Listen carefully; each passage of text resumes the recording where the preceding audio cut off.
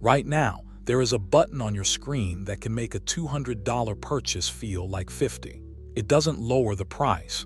It doesn't give you a discount. It just splits the number into 4 little pieces, and your brain does the rest. And here's the part nobody tells you. That button wasn't designed to help you afford things. It was designed to stop your brain from doing the one thing that protects your money: pain. That sounds dramatic. It isn't, it's neuroscience. When you spend money, your brain doesn't treat it like a math problem. It treats it like an injury. Researchers call this the pain of paying, and 2 scientists, Drazen Perlek and George Lowenstein, spent years mapping exactly how it works. When you hand over cash, a region of your brain called the insula lights up. The insula is the same region that activates when you smell something rotten, when you see something disgusting, when you anticipate physical pain.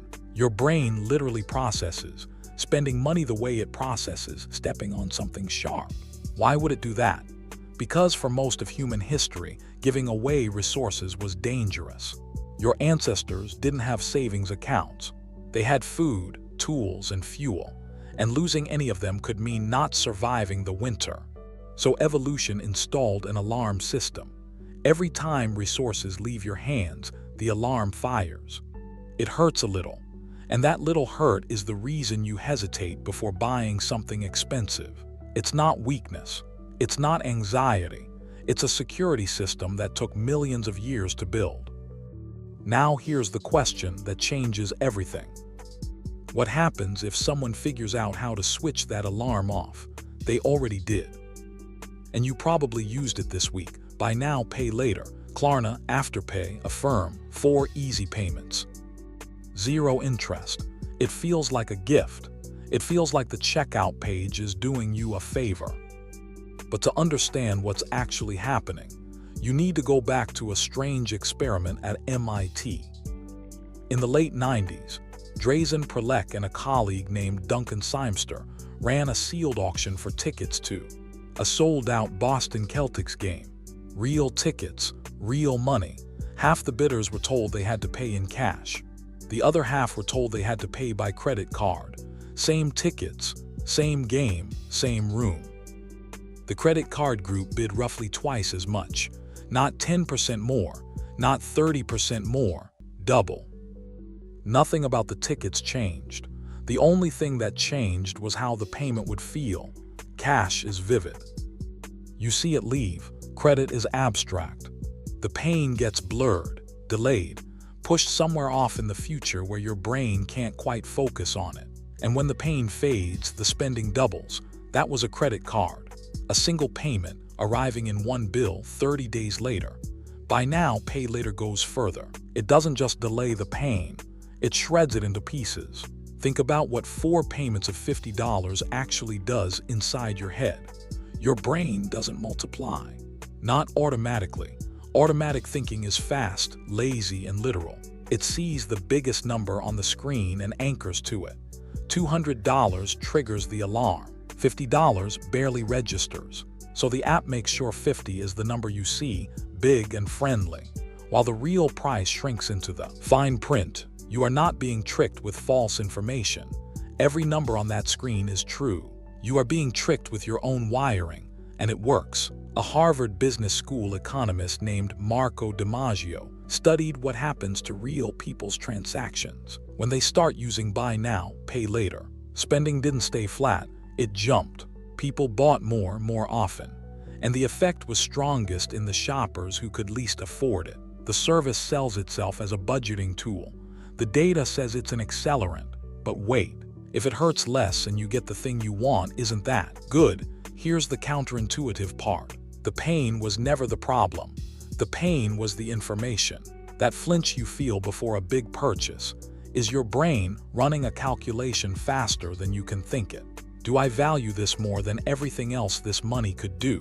The discomfort is the output. It's the price tag your nervous system attaches to the decision. Remove the discomfort and you haven't become richer. You've become blind. You're still spending the money. You just can't feel it anymore. There's a second trap hiding underneath, and it's older than money itself. Psychologists call it present bias. A researcher named George Ainsley showed that humans don't discount the future smoothly, the way a spreadsheet would.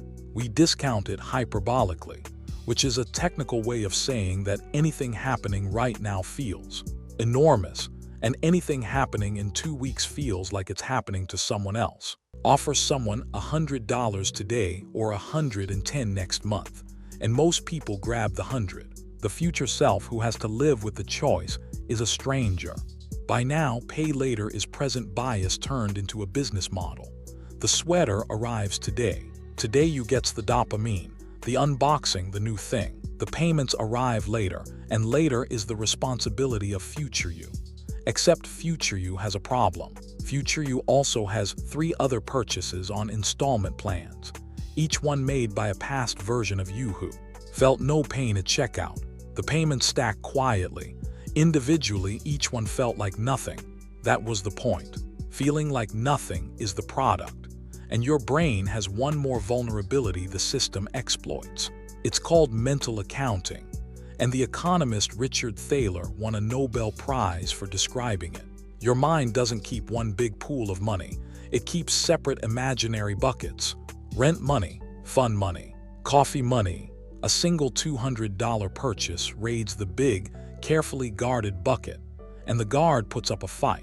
But 4 $50 payments, those slip into the small purchases bucket, the one with no guard at all, the one where the daily lattes and app subscriptions live. The purchase didn't change, the bucket did, and the bucket decides whether you flinch. Now zoom out for a second, because this isn't really a story about apps. For thousands of years, the friction of payment was a physical fact of life. Shells, coins, paper. You watched wealth leave your hand. Then came checks, and the money became a signature. Then cards, and it became a swipe. Then a tap. Then a face scan. Each step in that timeline has one thing in common: less friction, less feeling. Every generation of payment technology has moved in exactly one direction. And it is not the direction that protects you. The entire history of money, from the merchant scale to the glowing pay in 4 button, is the history of making spending feel like less and less, until it feels like nothing at all. Nothing at all is where we've arrived, and the numbers show it. By now, pay later exploded from a niche checkout option into hundreds of billions of dollars in global purchases in just a few years, growing fastest among the youngest users, the ones who never built the habit of feeling money leave. Surveys keep finding the same pattern. A large share of users miss payments. Many use one installment plan to cover another. Late fees pile onto purchases that were advertised as free to split. The pain that was deleted at the checkout page didn't disappear. It was moved. It always gets moved. It comes back weeks later as a notification, a declined card, an overdraft, a smaller number in your account that you can't quite explain, because none of the individual purchases ever felt like spending. So what do you actually do with this? You can't reinstall the alarm by force of will, but you can stop letting the interface do your math. When you see 4 payments of 50, say the real number out loud, 200. Your brain anchors to what it hears, and hearing the full price drags the purchase back into the guarded bucket where it belongs. Before you tap, ask one question. Would I buy this right now if I had to pay all of it today? In cash I could see. If the answer is yes, the installments genuinely might not matter. If the answer is no, then you've just learned something important. You couldn't afford it. The app didn't change that. It just muted the part of you that knew and noticed the feeling itself. The next time you hesitate before a purchase, the next time that small, uncomfortable flinch shows up, don't rush past it. That flinch is millions of years old. It kept your ancestors alive through winters that killed the careless. It's the most honest financial advisor you will ever have, and it works for free. Because here's the truth underneath all of it. Companies didn't invent your weakness. They inherited your alarm system, studied it, and built a button that switches it off, one painless tap at a time. Right now, there is a button on your screen that can make a $200 purchase feel like 50. Now you know what it actually costs.